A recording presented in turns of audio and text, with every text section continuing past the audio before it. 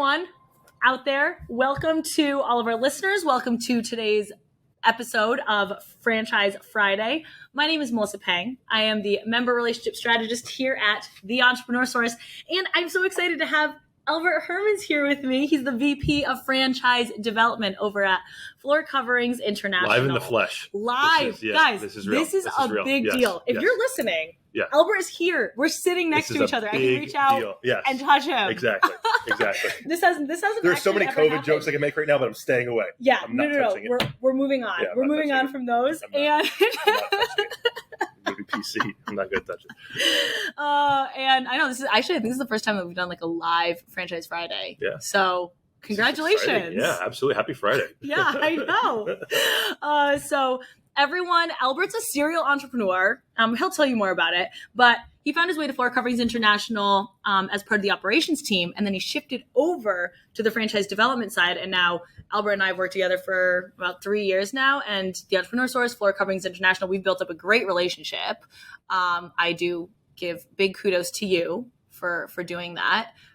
Which we can talk through, but introduce yourself to the people. Sure. Well, hi, happy Friday. So let's see, who am I? I am Albert. I lead our franchise development team here at Floor Coverings International. I've been with this particular organization for a long time, over 8 years. So that's high school and then college. That's like 2 4-year clips of what it takes to graduate, get diplomas. 2 diplomas. He has 2 diplomas, and that's a long commitment these days. Yeah, I don't think I've never made that much of a commitment. It's the longest time I've ever been doing one particular thing, because I've only ever owned my own businesses. That's kind of what got me into franchising. So I started a business when I was in college. I was dumb and lucky to start a business, but then to learn what the power of business ownership was when I was 22 years old, and I had somebody want to buy a business that I started. And so then I realized, okay, well, in my career, I don't have to be on a bus or a train like so many people that live in our neck of the woods, New York, New Jersey, Connecticut. Yeah. You don't have to go into Manhattan every day, and you don't have to spend 4 hours killing time. And so I started my next small business after that. And that's how I got started into franchising. So me, myself, and a partner grew one particular location of a fitness brand to roughly 65 franchise units before I joined Floor Covering. So, franchising, small business ownership, the kind of local business ownership is just something that I've only ever really done. Mm-hmm. And so I don't really know much else. So we can maybe just end this conversation now. Yeah, we're done here. We're done here. Entrepreneurship and franchising is key. All right, people, that's all you need to know.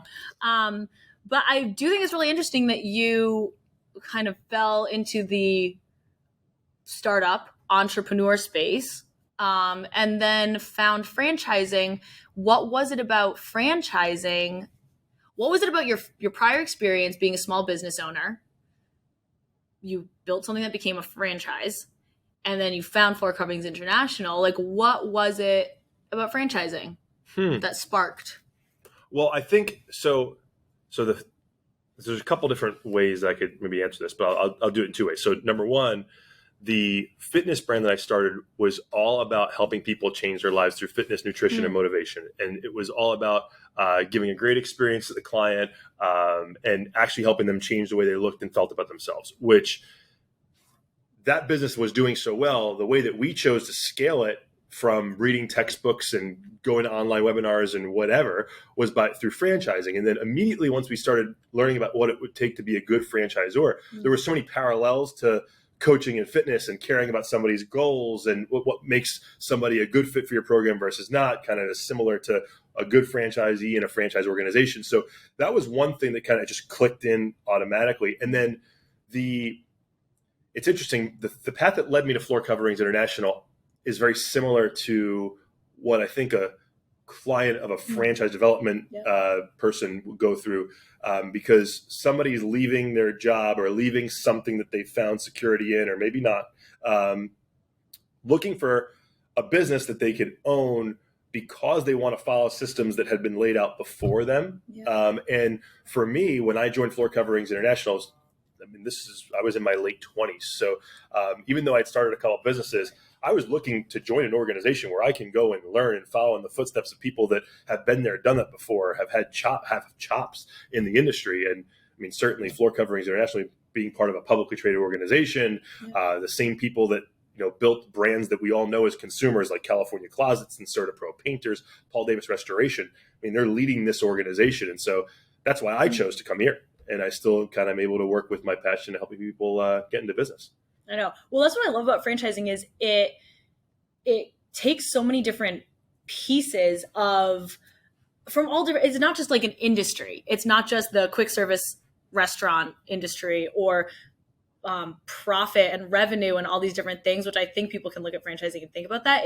You're talking about, okay, you take client experience, you take helping people, giving back, which is part of your former life. You weave that into franchising. Now you're not in fitness at all. You're in flooring, you're in home services, but you're still taking the pieces from prior life, knowledge, skills, all those things, and putting it into practice in a completely different industry. For sure, yeah. And I know enough to be dangerous about flooring and home improvement now. We don't want you to put in a new floor here. You don't want me to do anything or even change the light bulb, like we talked about earlier. But like prior to joining, like Floor Coverings International, I didn't even own a home. Right. So I didn't know the first thing about what it was like to have a contractor come to your house and deal with the who's showing up late and who's not showing up, and just the kind of the standard image that people have when they get their home remodeled. Like I didn't even have that to relate to. But the thing that I latched on with Floor Coverings, though, was, again, it was franchising. It was helping people. It was helping small business owners. And whether you're in a flooring business or a different business, there's local marketing and lead generation and conversion. And it just, maybe the widget might change. But those skills I had learned really well. And here's the thing, too, and this is what's awesome for potential franchisees is you didn't need to know about the flooring because the systems, processes, products are already in place. So even as a potential franchisee, someone exploring any franchise concept, well, let's take Floor Coverings International. It's fine. And it's probably almost better that you don't come with all this prior knowledge. It's absolutely better. Yeah, we would prefer folks. Actually, no, I wouldn't say prefer. I say what would be more normal would be somebody that becomes a franchise owner at Floor Coverings International that has no industry experience whatsoever. Mm-hmm. They might like remodeling or they might like to do projects in their house, but they wouldn't consider themselves an expert at all. And so that's a good thing because the whole old dog, new tricks, that's real. It is real. Yeah. It is real. And I think it's exciting when you can have people from all different walks of life, all different backgrounds. It doesn't matter. They can all come in and follow the same system. And you know what's so interesting is we are in this franchising community. We're in the franchising world, so we love it.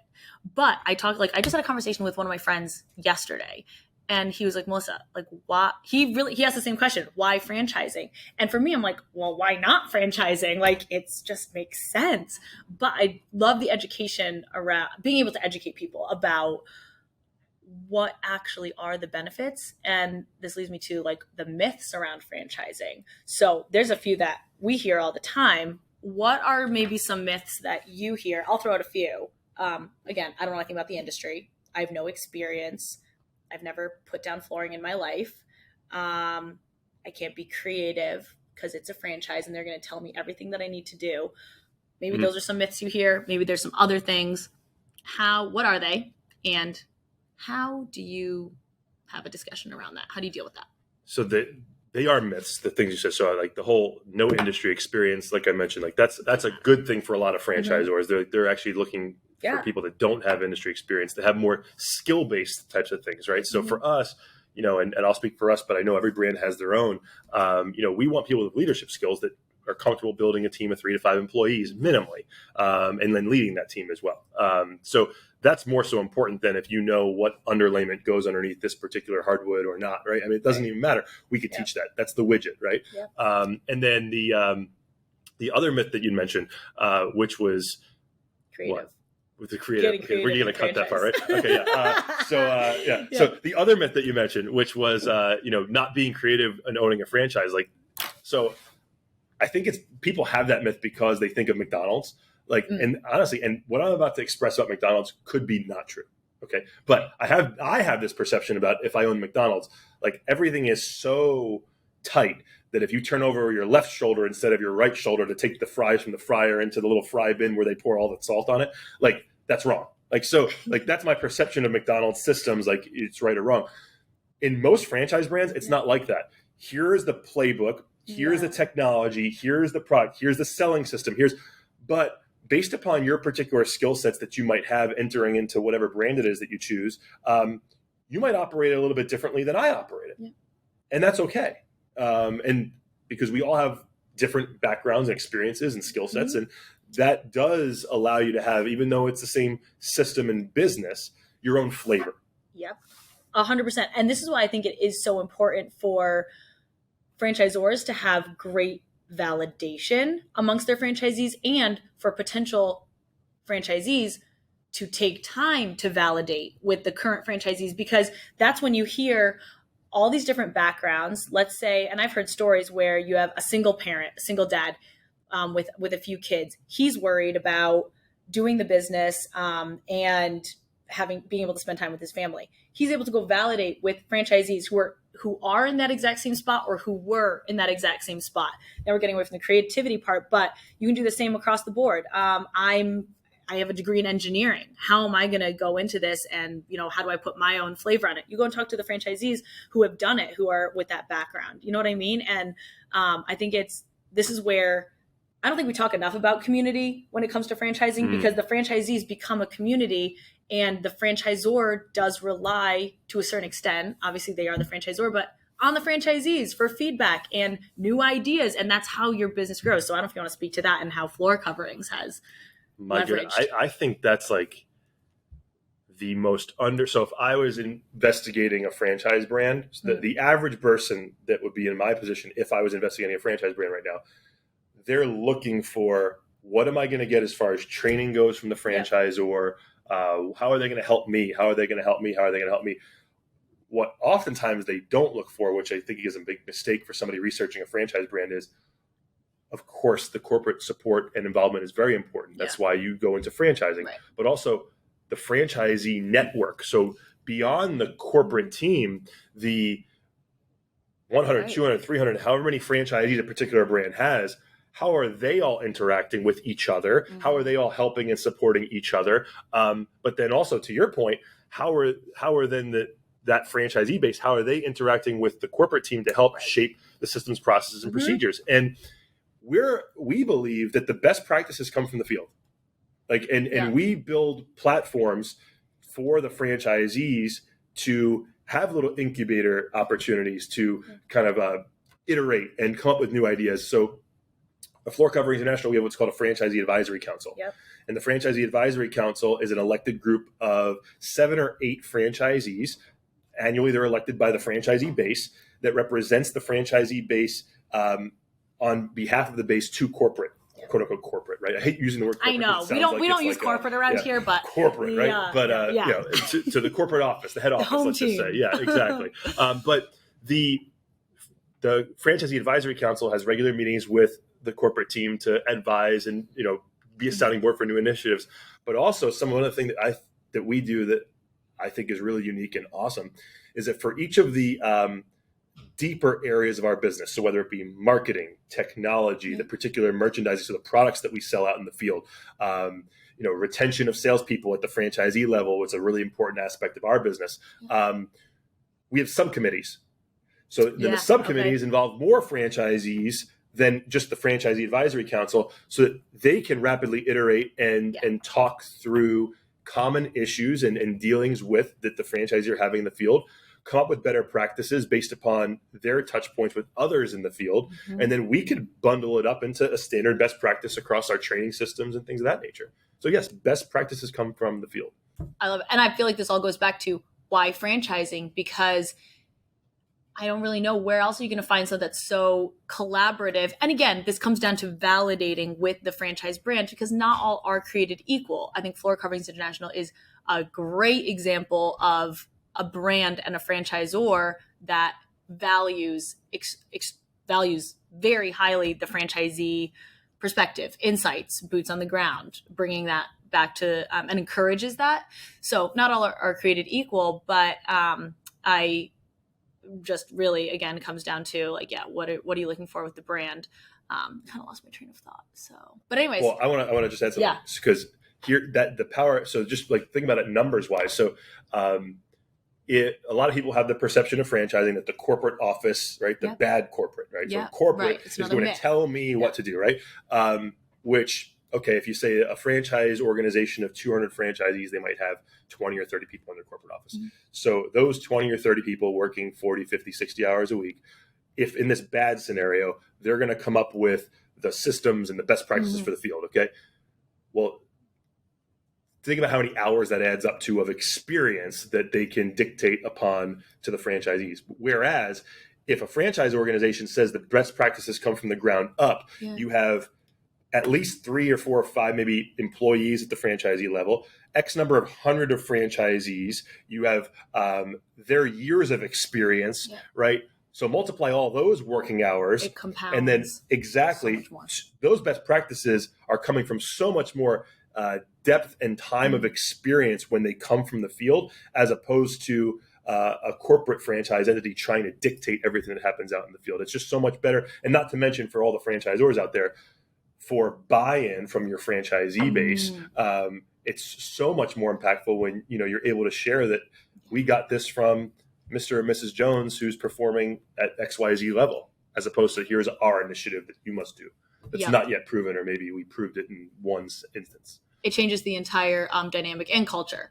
Because we do at the Entrepreneur Source as well. We have a franchise advisory committee, and it's that back and forth. It's that collaboration between your franchisees and the franchisors. We say without successful franchisees, we can't be a successful franchisor. So you have to work together, and we bring initiatives to them, and they bring initiatives to us. So it goes both ways. And that, I believe, is a very healthy franchise brand. So we want to facilitate more than we dictate. Yes. We like to see more round tables than we do, facing forward tables, right? Like those, that's really important. No, that's a very good distinction on that. And question for any franchisors, again, who are listening and maybe they have this in place or they don't, how did that start with Floor Coverings International? Was that very intentional? A franchisee advisory committee is quite common, and then those little subcommittees, was that more organic? How did that? Yeah, so I joined Floor Coverings International over 8 years ago, and when I first started, we had a franchisee advisory council, so that was in place. But then the subcommittee thing, I want to say started maybe 4 or 5 years ago. So I mean, when it was before COVID, but when COVID hit, we had a COVID task force that was part of a subcommittee, right? It was a really important initiative in our business. That was born out of, I mean, we're part of a larger organization of brands, like I mentioned earlier. So I believe it was one of the better practices that another brand was doing, and we brought it over to us, and that's where it came from. But I mean, again, it was just another opportunity for us to expand the way that we were facilitating learning and facilitating input. And I think the wider you can go and the more franchisees you can get involved in cohorts, let's just call them, and opportunities to kind of roundtable, the better off the franchise brand is. Yep. I like the analogy of more roundtables as opposed to like the front facing kind of directives. Yes. Did you, for all the people watching this video, if you're investigating a franchise brand, I want you to ask the brand, do they have round tables or front facing tables? And that's everything you need to know. And that should give you your answer right there. That's all. No, it's a very, very important piece of the puzzle that sometimes gets lost in profits and features and benefits. It really is like looking at culture, community, and that collaboration between franchisor and franchisee. When you go, around myths, sticking on this topic a little bit longer, and we're talking about, future franchising and all these different things. Right now, the economy comes up, I'm sure, a lot in conversations. It comes up at our main office with our franchisees across the board. What do you hear from potential franchisees, and how do you work with that? So right now, I mean, you hear a lot of uncertainty, right? I think it's, if you follow anything, the news, Twitter, whatever channel you put on, or even just people in the grocery store chatting, right?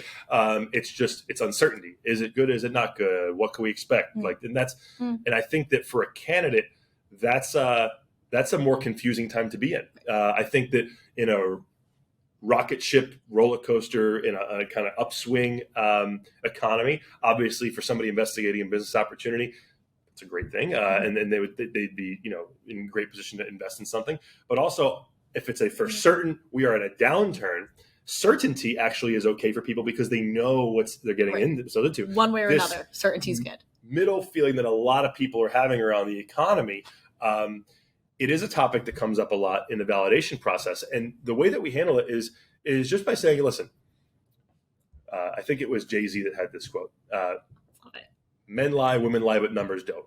Okay. And so we just say, let's look at the data. Let's look at the economic indicators that are really going to impact this particular business over the next 3 to 5 years, whether it's real estate trends, macro or micro, what interest rates have done to the real estate market, but also what's happening in home equity, how people might be more apt to spend in their home versus not. Like, these are all things that are important to a remodeling business. Right. But when you put the facts in front of candidates, they actually go, oh, there's certainty.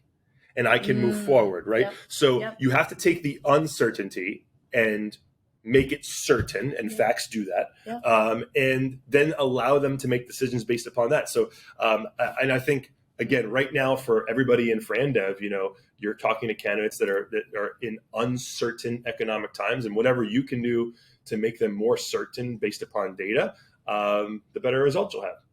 And I think weaving the data with the client experience, it creates just this certainty on all fronts where, and this goes back to, we talk a ton about client experience, and you kind of meet the client where they're at. And right now, so many clients are in that area of feeling the uncertainty of economy, employment, jobs, financial security, like all these different things. If you can provide that client experience that meets them where they're at right now, instead of pushing them through sales process, pushing them through, do franchising. This is just do it. It's going to work. You provide the data. You give them a little bit more information, a little bit more time, some space. You do coaching. We were talking about this before, but you're coaching people on talking them through mindset and their perspective and their perception, and you're able to help them get through that. And I think that's really unique, because other people are just going around just in blind uncertainty and have no idea what's going to happen. Or they're not addressing the issue. Right. And so you have to address it. We're all living in the same world. We're all reading the same headlines.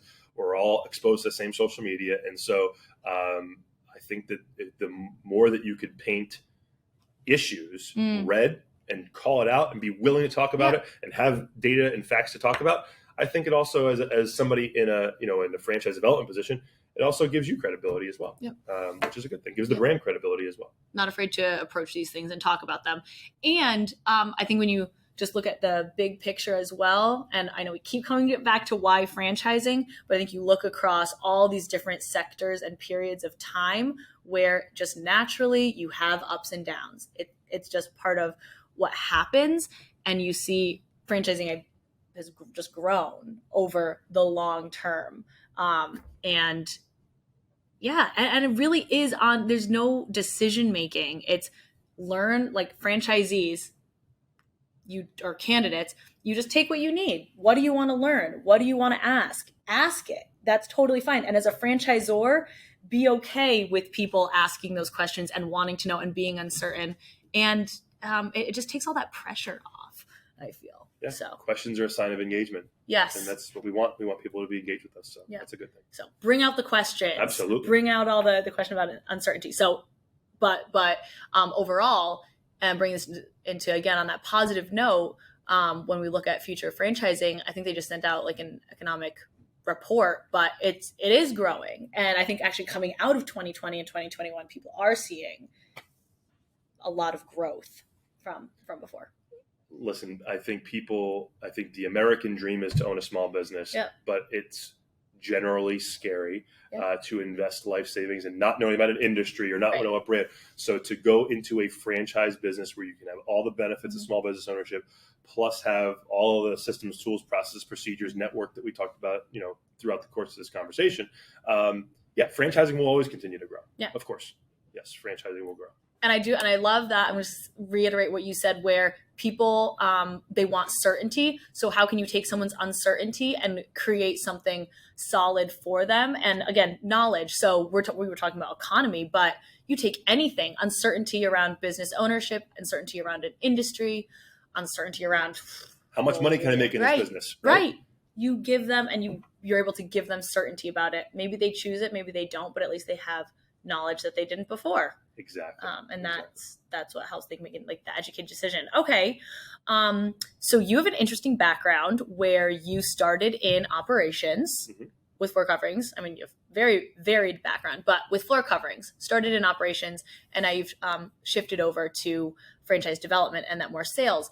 I think that just on the franchisor level, those two teams sometimes can work in silos because there's a lot going on. You have franchise development, we're bringing in new people. We have to, we're constantly wanting to bring in new people. And then you have the operations team who now take on those people that the salespeople have signed on, and they're working on training and support. Those are they're very tied together, but I don't think they're always talking together. I don't know what your experience is with that and how you've kind of leveraged, or if you've leveraged your background in operations to weave that into the sales experience. That was a lot. No, that's good. I mean, I think in general, in any business, manufacturing business, sales and the manufacturing people in the facility, they're at odds, right? Because the sales team is making promises that's not necessarily founded on what the manufacturing people could do. So in franchising, it's just the development team and the operations team, but it really is sales and manufacturing, right? It's, we're selling a dream, a vision, a product, and then the operations team really is delivering on it. So ultimately, whatever business there is, there's this natural kind of butting of heads. But I think, so as far as my experience goes, one of the things that I'm most proud of at Floor Coverings International is we really work hard to weave the two together, because at the end of the day, in the long term, not the short term, which sometimes it's easy to sacrifice long-term benefit for short-term gain, but in the long term, and we try to get everybody to think long-term, having high-performing franchise owners makes the development team job easier. So if that's our goal, then we have a lot of incentive to work with the operations team to understand who exactly is our right candidate. What are we willing to say works in our system and our model versus not? And then holding tight to that in the development process.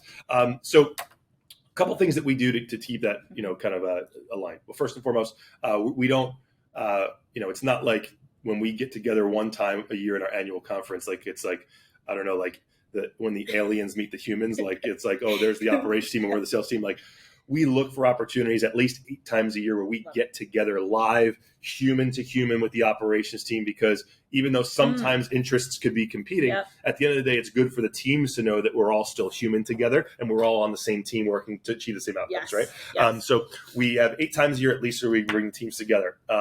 On a bi-weekly basis, our team of operations folks that works with our most least tenured franchisees, the people that are going through the training program and are about 1 year in business. We meet every other week. The sales team and the operations team meets, and we talk about, okay, what's changing in the training program? What are we seeing that's good in the training class, not good in the training class? And then at the same time, kind of what does our funnel look like so they can be prepared for people who's signing an agreement next week, who's signing an agreement in 2 weeks. So it's every other week. It's this built-in process internally so that we are talking and communicating. And then, myself and a couple others on our team, plus a couple others on the operations team, we also meet on a bi-weekly basis as well, but in a separate meeting to talk through across the system. So now it's just not about the earlier franchisees, but across the system. Somebody 30 years in business, again, what's working, what's not in the field. That way I can bring that back to the development team. So it's, the more you get around tables again, but the more you can have talking and communication to break down the silos is better. And then at the same time, kind of just keeping that end goal in mind, which is the end goal is high performing franchisees and the sales team understanding the benefit of that. That's what's helped us a ton. No, I love it's long term because you look at it and we say it's like emerging franchisors, emerging brands. You're not going to make money off your franchise fees. It's your long term royalties. And if you have super successful franchisees, those royalties are going to be even better. And just across the system, then you talk about validation and all the stuff. So, and I love that you talked about how you do it because like on our side, we have meet the team days. So we do it virtually. Now, which has worked out fantastic. So every single member of at least from each team is presenting during Meet the Team and has a chance to interact with the candidates. And then we always do a pre-Meet the Team day and we do a post-Meet the Team day. And everyone who participated has a chance to say what they thought about the candidates. And if it's basically an awards approval.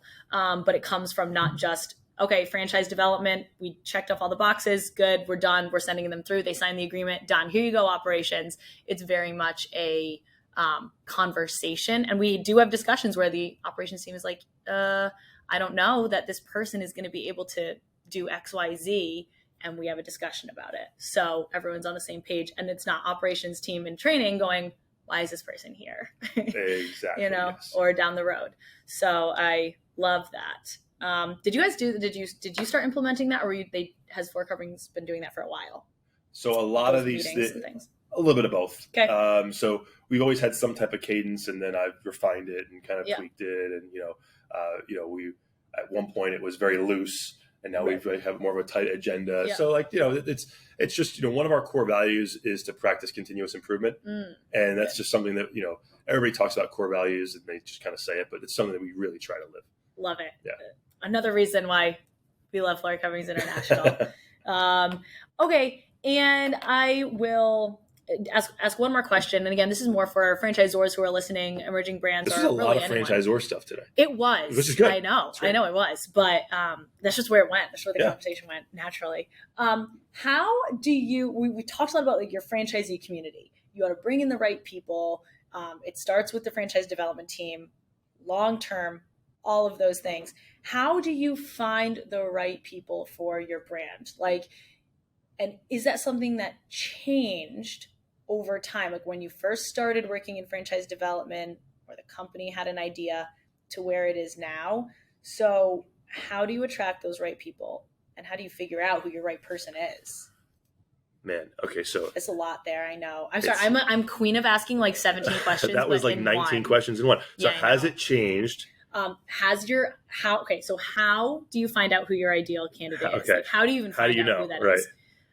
Has that changed over time? Yep. And then how are you attracting that person to your brand? Sorry, 3 questions. I had to raise that. It's okay. He's writing it down, everyone. It was 3 questions in one. All right. So ultimately, how do you know? So how do you know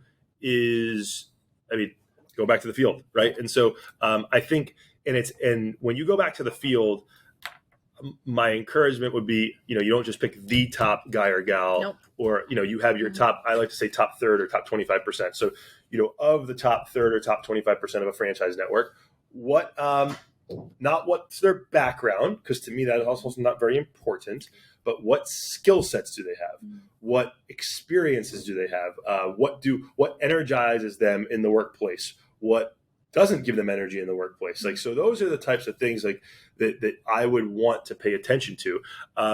And for us, it has changed over time. So our model, we've been around for 30 years, and the home improvement franchising has changed a lot in 30 years. And there are a lot of brands that are still like this, but I'd call it legacy home improvement, which is kind of we call it man in a van, truck in a truck, which for some people, that's the right business model. It's not a derogatory term, but you're buying yourself a business that, you're the solo operator in, which that's fine. And over time, our vision is to build multi-million-dollar businesses. And in order to do that, we need somebody that's comfortable building and leading teams. And so it shifted from, hey, I want to be in home improvement and have some autonomy, but really no direct reports, keep this really simple, to somebody that says, no, I want to build a team of people so that I can have lifestyle freedom, equity, things of that nature in the business that I'm building. And so that has changed for us over time. And I think that attracting these individuals has a lot.